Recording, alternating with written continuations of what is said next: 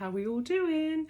I just wanted to share with you all another one of my reviews that I've been doing today, and I just thought, as you can tell, I've got half and half. So, can you tell? Well, I hope you can anyway. Very, very similar, but the only differences with this look is it's actually one, I've done the review on the eyeshadow and also the lips, as you can tell. So I just thought I wanted to let you all know what the products were and basically what I thought of them. So Chanel is one of my favourite brands. I really, really love Chanel. But I just wanted to say, are the products really, really similar if you get them at a cheaper price? And do we really need to spend that much on more expensive products, or do they just make us feel better? I actually found, can you tell which eye that I used for the more expensive product?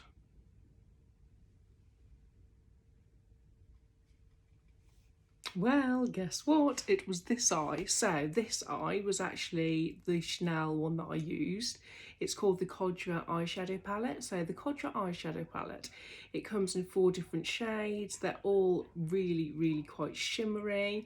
And I use this look as just a very, very basic natural look. As you can see, as it stands with the matte, it's quite a lot of shimmer compared to the matte or natural one. Well, it's actually called Elf. I've just made that up, all natural. Just thought because of the colours were really, really matte, they were really natural, they were really, really smooth. The consistency on both is actually really, really similar.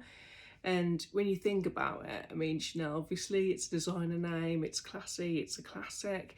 But then what about if you actually are on a budget and you can't afford Chanel, as much as, you know, as nice as it is and everything else?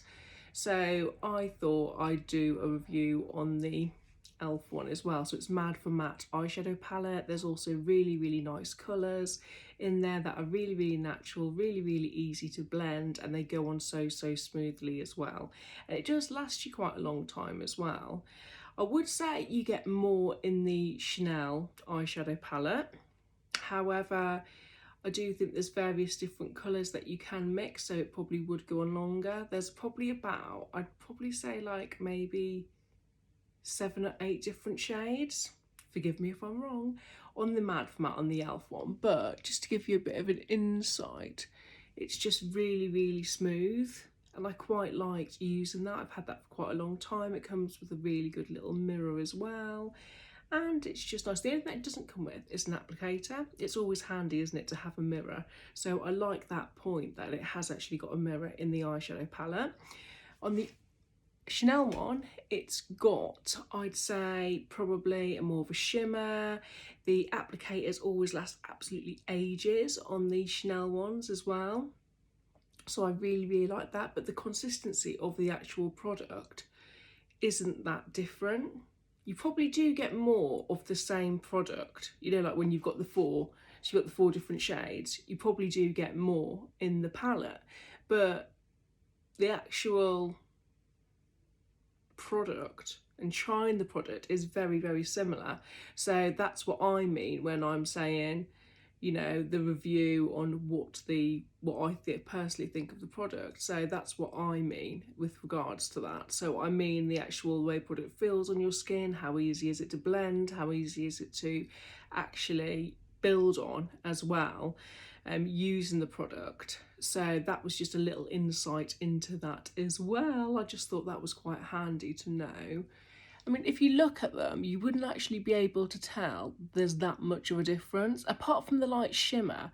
But I think the Elf product does actually look really, really similar, and it's for the same sort of effect.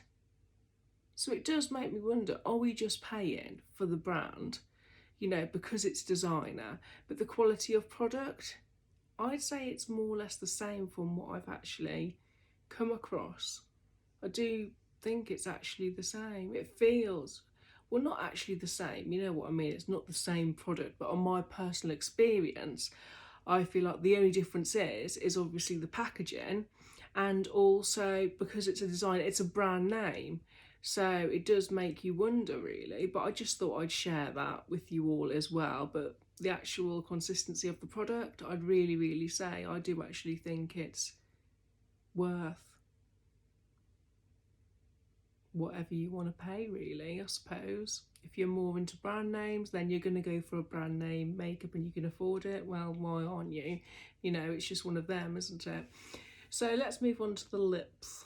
The lips. So as you can see, I've created two different lips. Quack, quack. So, I don't know what that was about. So basically, I've put half and half on because I wanted to show you just what it was actually like to the two different looks. So on the one side, so the side that my hand's not covering it rather, as I mentioned Chanel beforehand, I'll talk about that side of the lips. So I used, it was a Clarins Lip Perfector in light pink. It's got a really nice spongy effect, which I love, and it comes in quite a large size, so you get more for your money. It's really soft, it's really luxurious, and I really like it. It just feels really soft and nice. So that was more for natural, and then I just did my, I don't know if you can even see it still, but the lip liner was with NARS. So that was quite in a light pink, that was quite nice as well, and that was just to go with the Chanel look. So that was just the more expensive side, just then you can see more of it. And then moving on to the other side, I used, it was a Mel Alcopop, I think it's called Alcopops, I'm not quite sure how you pronounce that, but it was really easy to apply. I really like the fact that it's quite red. So as you can see, it's highly pigmented. It is really nice as well. I did use a lip balm before, so I don't know why that's, maybe it's why it hasn't dried up my lips. I don't really like the ones that dry up your lips and you're like, how do I get it off? So it's easier if you do actually probably wear a lip balm or a lip gloss or a clear lip gloss, however, beforehand. So it would be quite interesting just to see what you use. What lip balm or lip gloss do you use before you put it on? Everybody does, right? I know I do. I know most people do.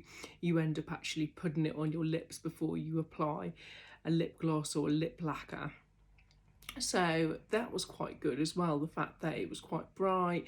It feels quite soft on your lips as well, which does make a difference. You know, sometimes it can be really sticky if you use one of those lip lacquers, but I really like the fact of it.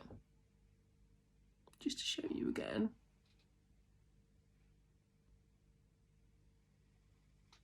So that was that. So I quite like that. And then I also did put on as well a Kilco, like a burgundy lip liner.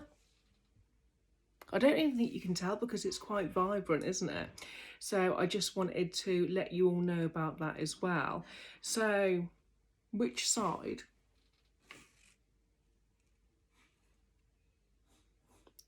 Do you prefer? I mean, would you be able to even tell the difference? I mean, in the actual effect of the product, would you be able to tell I was wearing Chanel makeup on the eyes? Or would you just not know? Yeah, I'd love to know what you all think, really, because it just, you know, begs to differ, really. What are we actually? Are we just paying for the brand? So I just wanted to share that with you all, really, and just how more affordable products can actually have the same effect, and you're saving your money as well. As nice as all the packaging is and everything else, is the product actually different?